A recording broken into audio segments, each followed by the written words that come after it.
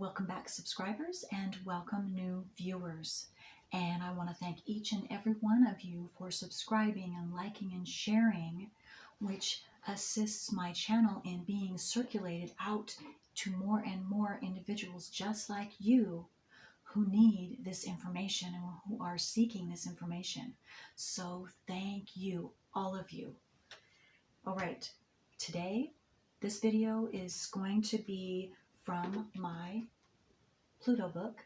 I will be reading, I believe it's number 5 viewer request, and it is Pluto in the 3rd house or Gemini. Okay.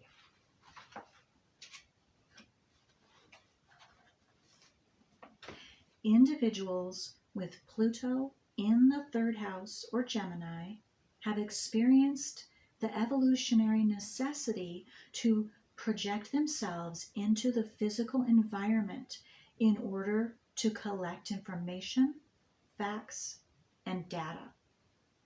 Thus, this process has led to the evolutionary development and emphasis upon the mind and the intellect. In the 2nd house, evolutionary necessity required withdrawal and internalization in order to discover the sense of individuality from within, to give value, meaning, and the ability to identify one's own unique resources, to effect self-reliance and self-sustainment. In so doing, emotional stability and security could be realized. In the 3rd house, the individual necessarily has had to move out from this center of subjective isolation, the frog in the well. Those with Pluto in the 3rd house have had to project themselves into their immediate physical environment in order to make broader and larger connections to it, and thus to themselves. These individuals have gained new experiences through which they have expanded their ideas and conceptions of who and what they are in relation to their physical environment. They've been developing their mental powers and intellectual abilities to logically order their existential existence. In other words, they have needed to give names and classifications to the objects and forms of the physical environment in order to understand and know it. By doing so, they have also defined themselves by understanding or attempting to understand their relationship within the scheme of things. Or, as the Taoists would say, within the 10,000 things. In the broadest possible sense, the 3rd house is the need for the human species to give names and classifications to what is otherwise a phenomenal world. By naming and classifying, we have made ourselves intellectually and therefore emotionally secure. In the deepest sense, the 3rd house relates to our need to know the physical laws of our world in order to understand how it works. Thus, individuals with the 3rd house Pluto have desired to experience many kinds of circumstances and situations of their own making. Their natural intellectual curiosity has allowed them to build upon, from their own evolutionary point of view, the idea of who they thought they were and think they are now. There has been a desire and need to understand their world in a larger and larger framework.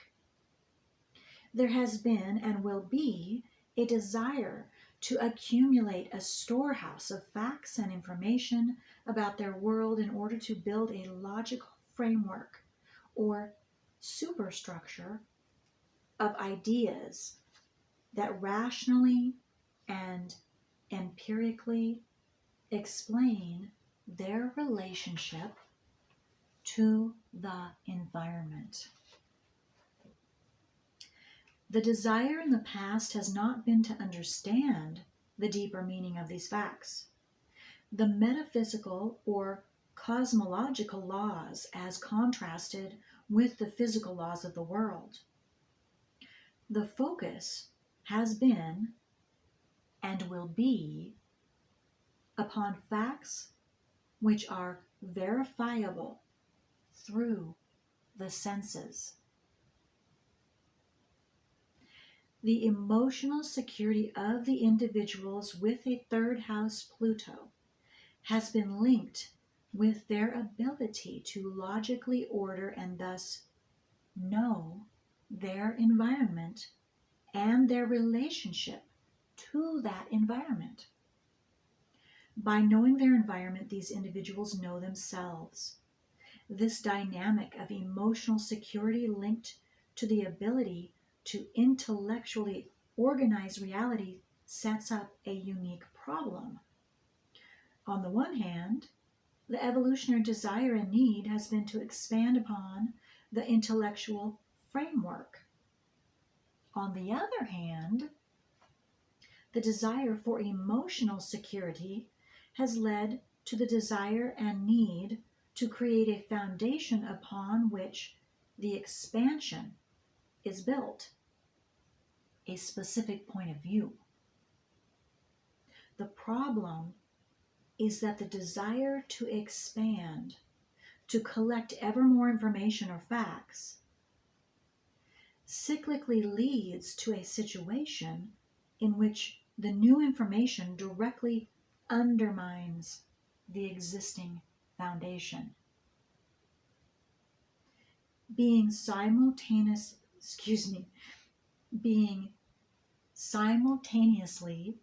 attracted and repelled by the desire for new experiences or information, these individuals have necessarily made choices as to what information would be taken in and what would be repelled.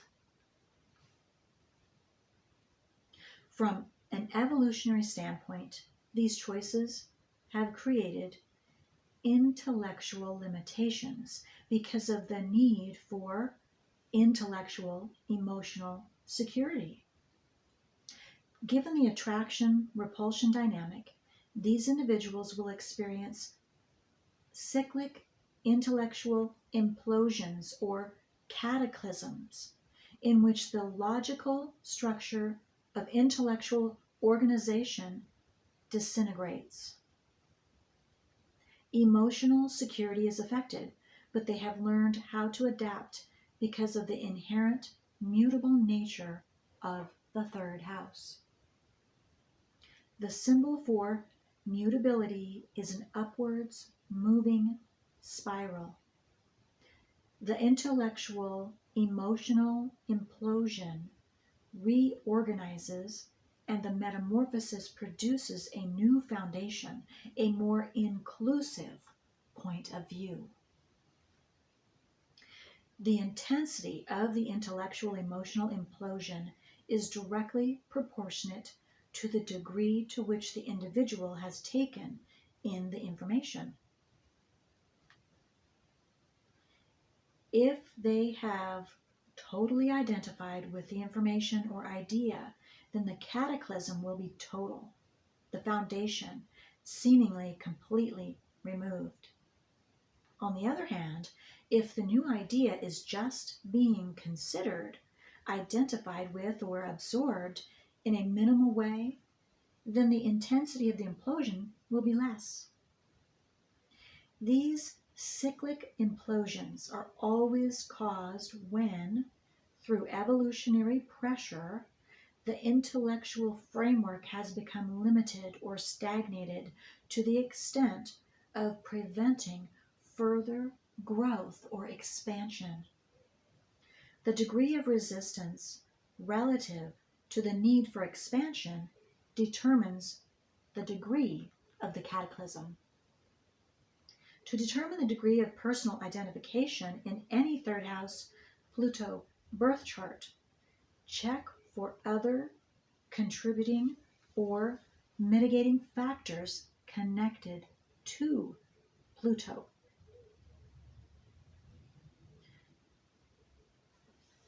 Okay, and I'm going to skip forward because this author is going through a detailed, specific natal wheel. And so I'm keeping it general. So those of you, again, if you'd like me to send you the written so you can have it for yourself, send me an email, leave me a comment. I just need your email address if you're sending me a comment to send it to. Okay. The evolutionary pressure of the third house Pluto to take in new information and to generate new experiences has created a rather intense degree of perpetual restlessness that resonates within the souls of these individuals. This restlessness, linked to boredom and stagnation, has led to the formation of an archive of experiences and information to which these individuals constantly refer to increase their understanding and to communicate this understanding or knowledge to others. In other words, restlessness compulsively drives these people onward for ever new information or experiences. Third house Pluto individuals have and will need relationships with others in order to process themselves. That is, to release the intellectual, emotional buildup of mental energy. In extreme cases, some of these people may become compulsive talkers. They need relationships not only to process themselves, but also to bring in new information from others. This continual interaction with others brings a constant need to adjust their ideas, which means that more and more facts are needed to explain in even greater detail the complete picture of themselves and the world in which they live.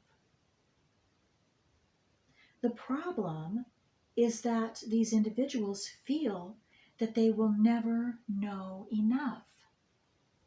Consequently, the data banks run the risk of becoming so large that they threaten to topple and disintegrate.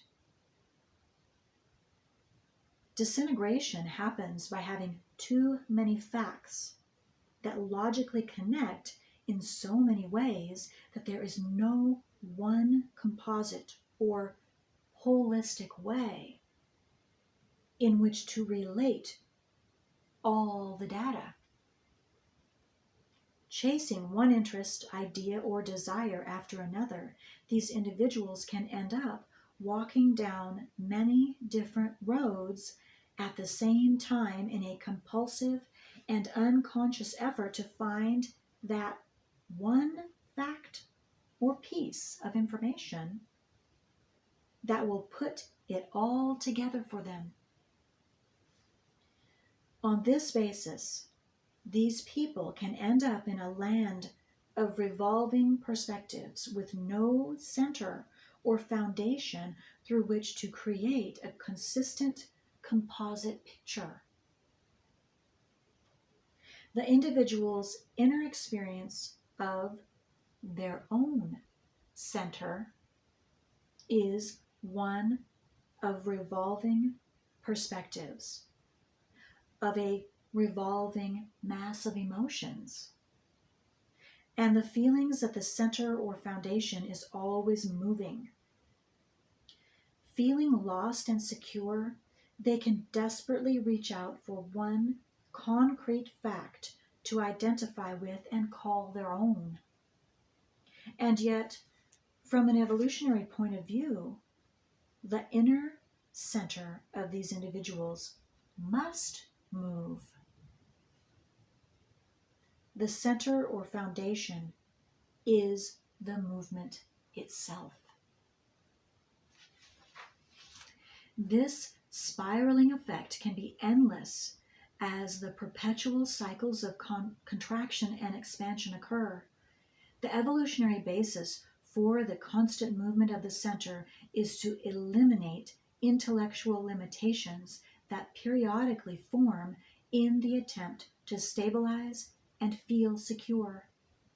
In addition, these cycles of contraction and expansion occur to progressively lead the individual into the awareness that there is an intrinsic limitation to what the empirically oriented mind can know and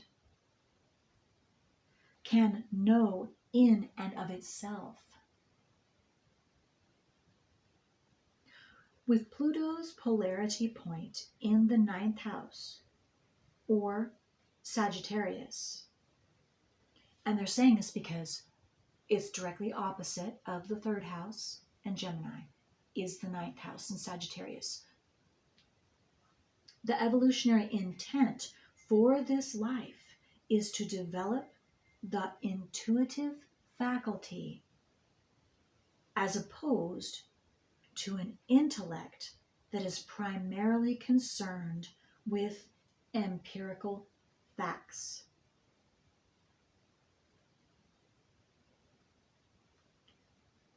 Wow, that's very cool. So balancing out. So don't just, not just relying on facts alone, but bringing in your intuitive abilities and balancing them with facts. Oh, that's beautiful. By developing the intuition, these individuals will progressively understand the deeper meaning or significance of the facts. The metaphysical or cosmological laws that are the basis of the physical laws themselves. Yes, so you're going to have a deep, deep emotional understanding rather than just from a factual basis, non-emotional stance. That's really beautiful. That's solid. That's solid. And then you'll be able to pass that on, that information on through your emotions and the facts. Wow, that is really cool. Which makes it solid. It makes it solid. And your point to be able to get across solidly to whoever you are speaking to. And I just saw some of you could be writing. You could be writers.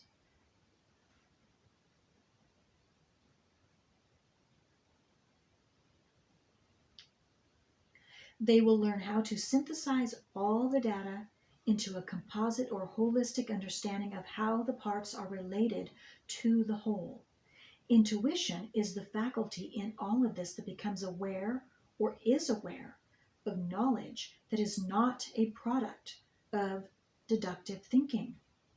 Intuition is that part in all of us that knows what it knows without knowing how it knows. The necessary development of intuition for 3rd house Pluto people demands that they learn how to quiet their constantly busy minds. By doing this, these individuals can open up and tune into the intuitive faculty which is naturally plugged into the truth that exists in our universe. Beautiful. A primary way in which these individuals can harness and quiet their minds is to align themselves with one comprehensive philosophical or metaphysical system that makes the most sense to them on a gut level. By doing so, these individuals can intuitively align themselves with one holistic principle upon which all the pieces of information floating around in their heads can be given a bottom line. By creating a bottom line, all the facts can be synthesized in order to reflect the truth of the particular philosophy they have identified with. By aligning themselves with a comprehensive philosophy that is personally identified with on a gut level, these individuals can create a consistent interpretation of the facts and the world around them. A quieting and harnessing of the mind will result. Okay, I apologize. The sun keeps going in and out, so I'm going to turn a light on really quick, and maybe that will help it not to become so dark. We'll see. We'll give it a try. Okay. Relative to the past evolutionary and karmic conditions, some individuals will create their own bottom line philosophical or metaphysical principles upon which they base the arguments and rightness of their opinions and facts. These types will not align themselves with a philosophical system outside themselves. Others will align themselves with 2, 3, or more systems outside themselves. In so doing, they will select the principles in each that agree with some pre-existing point of view that they refuse to give up. In this way, they will synthesize these systems into their own brand of philosophy and truth. Others will take a total commitment to one philosophical system outside of themselves that they feel most drawn to in order to create the necessary bottom line. The voice of personal authority with respect to others, with respect to their opinions, will thus be linked to the authority of the system itself. In all cases, the evolutionary need and pressure to seek out the bottom line, cosmological or metaphysical principles upon which the facts are based is the same. This evolutionary pressure is teaching all of these people the connection between the physical and metaphysical, between the mind and intuition, and the limitations implied in the empirically oriented intellect. Through the polarity point of the ninth house, the individual must intuitively learn to realize the truth that explains the basis of what can be empirically observed. In other words, the archetype of the ninth house correlates to the laws that are the very basis of creation, the very basis of why human beings have developed religions, beliefs, and philosophies. Just as belief systems can be limited or sectarian in nature, like one version being, quote, more right than another version, so too do the third house Pluto individuals run the risk of limiting themselves to a version of metaphysical truth by responding or reacting to the evolutionary requirements in the ways mentioned above. On the other hand, it is necessary to understand intuitively the bottom line metaphysical principles upon which the facts are based. On the other hand, to consider that those principles are the only ones that are relevant and right, in quotes, will promote a sectarian attitude. The narrow viewpoint is linked to the need for emotional security of an intellectual nature and often implies a need to convince or convert others to one's own point of view. This implied limitation will thus guarantee, from an evolutionary point of view, that internal and external confrontation will continue to occur until the individual realizes that his or her version of the truth is just that, a version. It may be a necessary and relevant version given the individual's evolutionary and karmic background and requirements. The version is not the question in and of itself. Considering the version to be the only valid system is the problem. Once the individual is forced to make this realization or intuits the problem, then two things will happen. A, the individual will not need to defend personal opinions and philosophies to anyone, nor deny another's. Thus, the resulting metamorphosis will allow the individual to participate in conversations of all kinds in a non-defensive way, and to learn how to learn from others as well as others learning from him or her. And B, to continue the evolutionary journey in the discovery of the whole truth. Let me just check the time. Okay, we're still good. This journey will ultimately lead the individual into the awareness intuitively realized that the truth exists in and of itself. It always has and always will. In this realization, the individual will understand that the empirical mind and intellect are there to communicate and explain the truth. In other words, that the intuition applies to intellect, and the intellect does not know what is true in and of itself. In addition, the ninth house polarity point will be teaching all these individuals the differences between reactions and responses. Prior to the necessary metamorphosis of these individuals will be more or less a reactive type.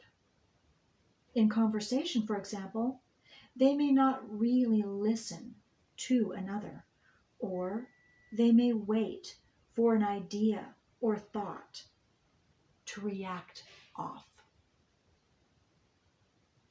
By not really listening, these individuals are concerned with impressing themselves on other people with their own ideas and knowledge. By waiting for a thought or idea to react to, these individuals are waiting to use another's thought or idea as a launching pad to assert their own point of view.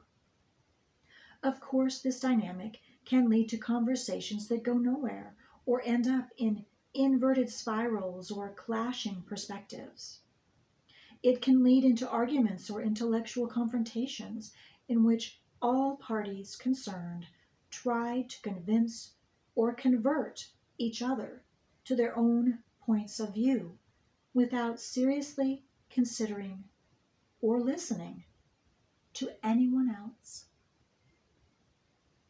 In other situations, this reactive process can lead these individuals into simply walking away from a conversation wondering if he or she could have said something else or said it in a better or different way.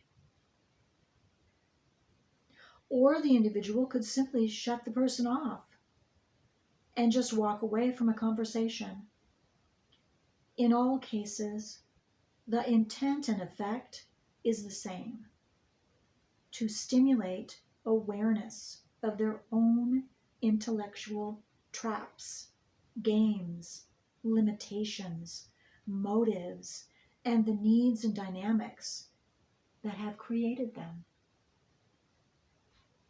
As this evolutionary drama unfolds, these individuals can learn the lesson of response versus reaction.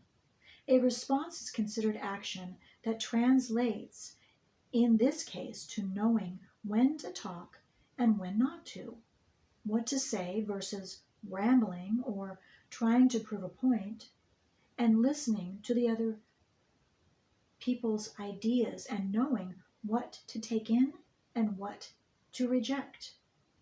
Rather than buying a load of books that are not read or are partially read, these people will learn to buy one book at a time within a certain subject area that they feel intuitively drawn to.